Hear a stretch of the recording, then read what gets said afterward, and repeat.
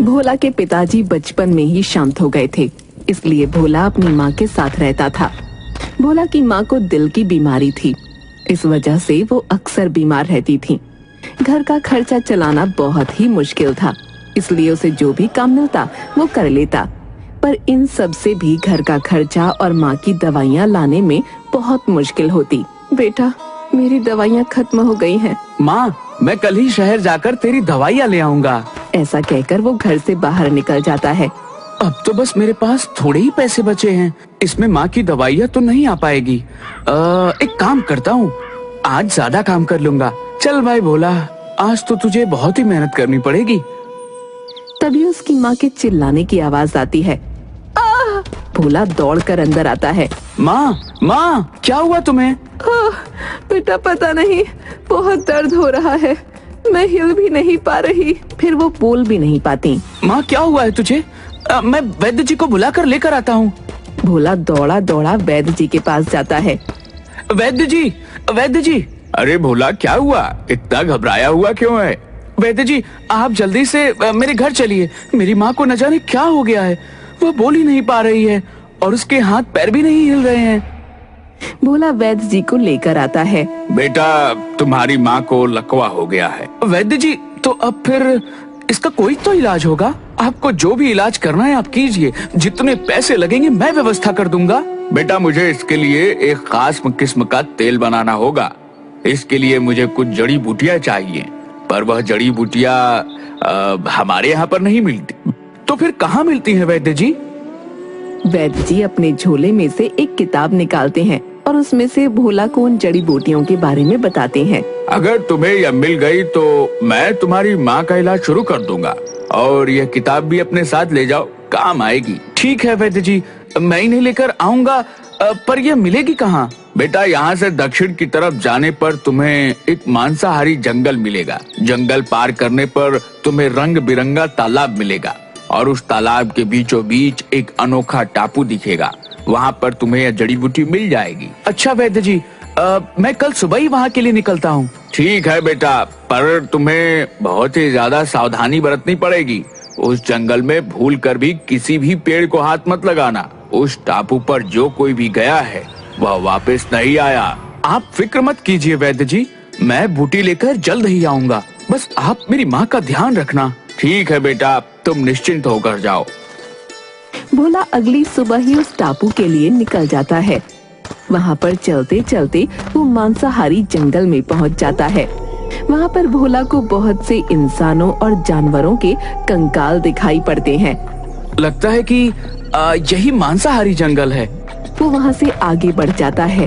कुछ दूर चलकर, अब तो बहुत ही ज्यादा थक गया हूँ, थोड़ी देर यहाँ पर बैठकर आराम कर लेता हूँ। फिर भोला एक पेड़ के नीचे बैठकर आराम करने लगता है। तभी एक पत्ता उड़कर भोला के हाथ पर चिपक जाता है। उसे एहसास होता है कि उसके हाथों में से खून निकल रहा है। अरे, ये क्या हुआ? यह कैसा पत्ता है? मेरे हाथों में से निकल ही नहीं रहा, और लगता है मानो मेरा खून चूस रहा हो। जैसे तैसे भोला उस पत्ते को अपने हाथों पर से हटाता है और वहाँ से उठकर जाने लगता है। लगता है इसी वजह से इस जंगल को मांसाहारी जंगल कहते होंगे। कुछ दूर तक भोला खुद को उन पेड़ों से बचाता है। फिर अचानक से एक पेड़ की जड़ पर पैर रख देता है। वो जड़ उसके पैरों को जकड़ लेती है।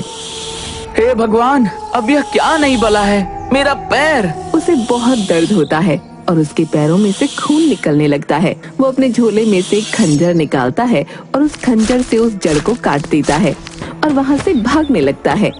जैसे तैसे वो उस जंगल को पार कर लेता है। हे भगवान, इतना खतरनाक जंगल! आज तो बाल बाल बच गया।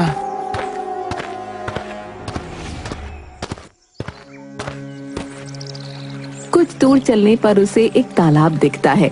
उस तालाब के अंदर एक टापू दिखता है। लगता है यही वह अनोखा टापू है जहाँ पर मुझे माँ के इलाज के लिए जड़ी बूटियाँ मिलेंगी। पर वैद्य जी ने तो कहा था कि तालाब रंग बिरंगा होगा, पर यह तो बिल्कुल सामान्य ही है। भोला को वहाँ पर अलग अलग तरह की मछलियाँ दिखाई देती हैं। उनके रंग की वजह से वो तालाब रंग बिरंगा हो जाता है। अच्छा, तो इन रंग बिरंगी मछलियों की वजह से तालाब को रंग बिरंगा तालाब कहते हैं। मैं तो कुछ और ही समझा था।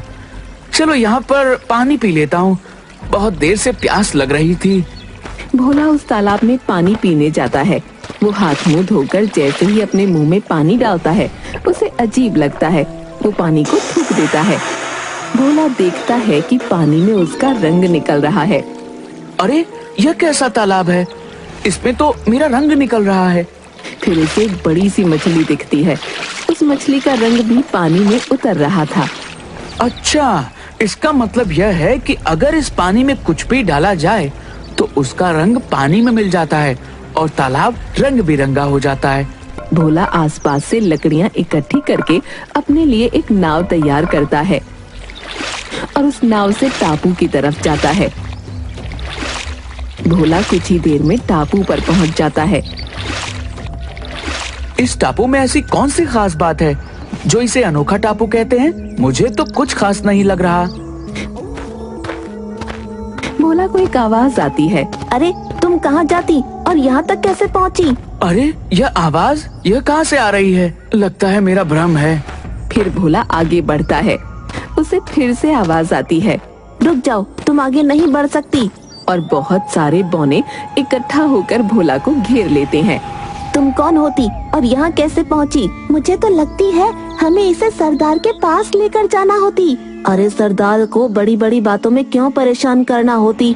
तुम रुको, मैं इसे अभी खत्म कर देती हूँ। फिर वो बौना अपनी तलवार निकालकर भोला को दिखाता है। बौना उछल उछल कर उसकी गर्दन पर मारने की कोशिश करता है, पर वो छोटा होने की वजह से उसकी गर्दन तक नहीं पहुंच पाता। अरे ये इतना छोटा होती कि मेरी तलवार ही इसकी गर्दन तक नहीं पहुंचती। इसे थोड़ा ऊपर करो। फिर सारे बौने भोला को पकड़कर नीचे घुटनों के बल बैठा देते हैं।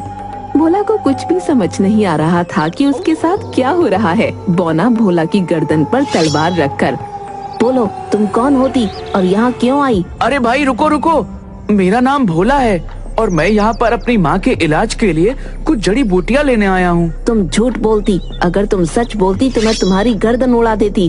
अरे भाई मैं सच बोल रहा हूँ, पर सच बोलने पर क्यों मार रहे हो? क्या सच बोलती? रुको, मैं तुम्हें अभी जान से खत्म कर देती। रुको, इसे हम पहले सरदार के हवाले करती, वही इसका कुछ करती।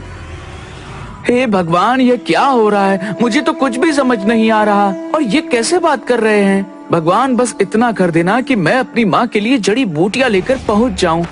सारे बौने भोला को पकड़कर बौनों के सरदार के पास ले जाते हैं।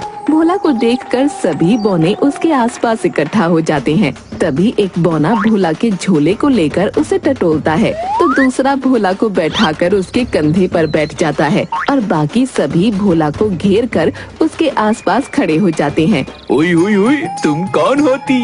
अरे ये कितना छोटा होती। सरदार, मुझे लगती कि ये कोई लुटेरा होती जो हमारी टापू पर घुस आती।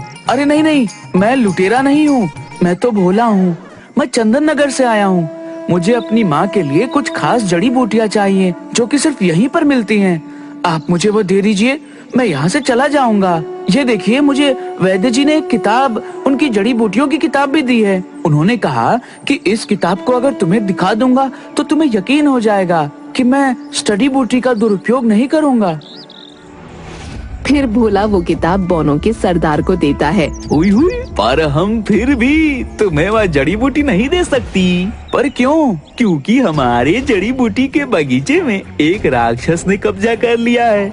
वह बहुत ही ताकतवर होती और वह हमें बहुत परेशान करती। क्या इसका मतलब है कि मैं अपनी माँ के लिए जड़ी बूटी नहीं ले जा सकता? हाँ, जब तक वह राक्षस होती तुम यहाँ से जड़ी बूटी नहीं ले जा सकती। जल्दी जल्दी यहाँ से भागती भागती। सभी बौनों में हाहाकार मच जाता है। सभी लोग उस दानव के डर से छुप जाते हैं और भोला को भी अपने साथ छुपा लेते हैं। वो राक्षस वहाँ पर जाता है और इधर उधर देखता है, पर उसे कोई नहीं दिखता। अरे बौनो, कहाँ पर छुप छुप कर बैठे हो और कब तक छुपोगे? एक न एक दिन तो मेरे हाथ में आना ही है और छुटकी सरदार, तू तो मेरे हाथों से नहीं बच पाएगा। और गुस्सा होकर वहाँ से चला जाता है। तभी बौने छुपी हुई जगह से बाहर निकलते हैं। उस राक्षस ने उस बागीचे पर क्यों कब्जा कर रखा है? क्योंकि वह राक्षस कहती कि उसने बहुत समय पहले उस जगह पर खजाना छुपा कर रख दी और अब हमने वहाँ पर बगीचा बना लेती।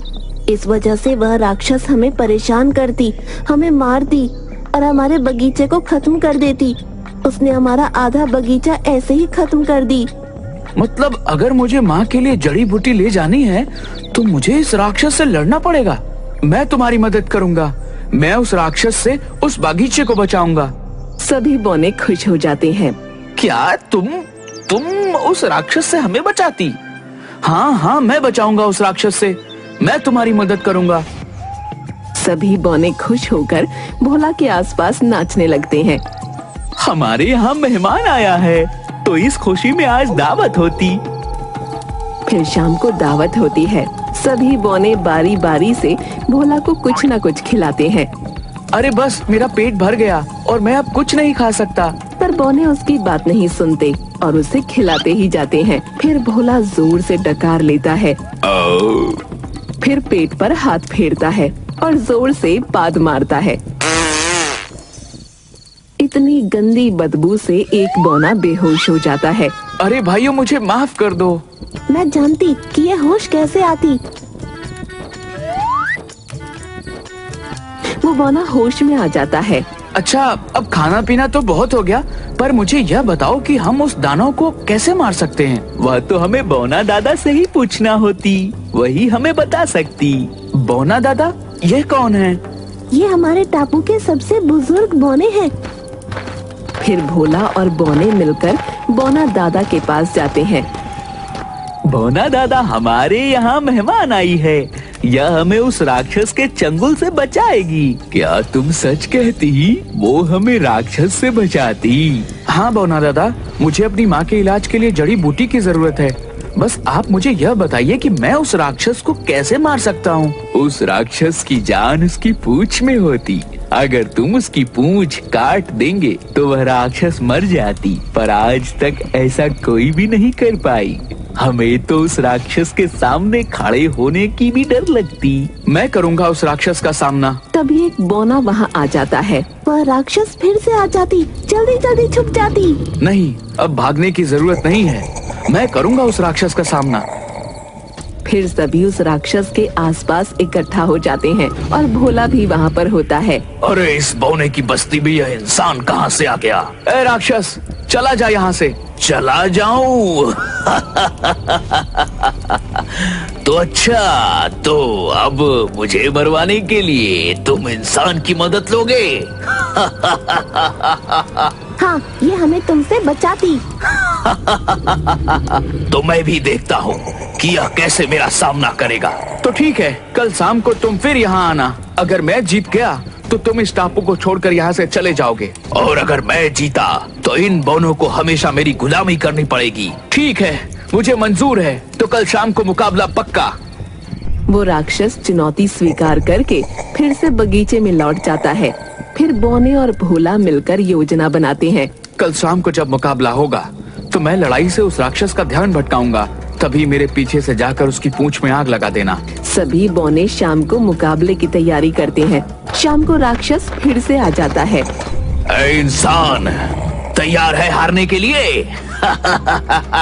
हाँ, मैं तैयार हूँ। फिर भोला और राक्षस दोनों का मुकाबला शुरू हो जाता है। राक्षस खड़ा होता है और भोला राक्षस को मारने के लिए जाता है, पर उल्टा भोला ही नीचे गिर जाता है। अरे बाप रे, यह राक्षस तो इतना ताकतवर है, मैं इसका सामना कैसे करूँगा? फिर राक्षस भोला को दोनों हाथों से उठाकर हवा में उठा देता है और भोला को नीचे फेंक देता है। भोला को दिन में ही तारे दिखने लगते हैं। फिर भोला खुद को बचाने के लिए उस राक्षस के आगे आगे भागने लगता है। अपने आप को इस राक्षस से खुद को कैसे बचाऊं? यह तो मेरी जान ही ले लेगा। हाँ, मैं धूल उसकी आंखों में उड़ा देता हूँ। फिर भोला जमीन की धूल को राक्षस की आंख में उड़ा देता है। राक्षस को कुछ नजर नहीं आता और वो चिल्लाने लगता है। तभी एक बौना पीछे से उसकी पूंछ में आग लगा देता है। बचाओ, बचाओ, तुम सबने मेरे साथ धोखा किया है। और राक्षस नष्ट हो जाता है। सब बौने खुश हो जाते हैं और नाचने लगते हैं। अब तो मुझे वह जड़ी बूटी मिल जाएगी ना? हाँ, अब तुम उस जड़ी बूटी को ले जा सकती। मैं खुद तुम्हें वह जड़ी बूटी देती। सुबह होते ही बोनो का सरदार भोला को बगीचे में ले जाकर उसे जो भी जड़ी बूटियां चाहिए थीं, वो दे देता है। ध्यान रखती, इसे किसी भी गलत इंसान के हाथ में नहीं देती, नहीं तो कोई भी इसका दुरुपयोग कर सकती। ठीक है, मैं ध्यान रखूंगा। यह लेती, इस ताबीज को पहनकर तुम सुरक्षित घर पर पहुंच जाती और इसकी मदद से तुम्हें कोई भी चोट नहीं पहुंचा सकती। भोला बोने के गले मिलकर अपने घर के लिए निकल जाता है। यह लीजिए वैद्य जी, आपने जो जो जड़ी बूटियां कही थी मैं सभी लेकर आया हूँ। अरे वाह बेटा, तुमने तो नामुमकिन को भी मुमकिन कर दिया। मैं अभी से वह खास तेल बनाना शुरू कर देता हूँ। फिर वैद्य जी वो खास तेल बना देते हैं और भोला की माँ का इलाज शुरू कर देते हैं।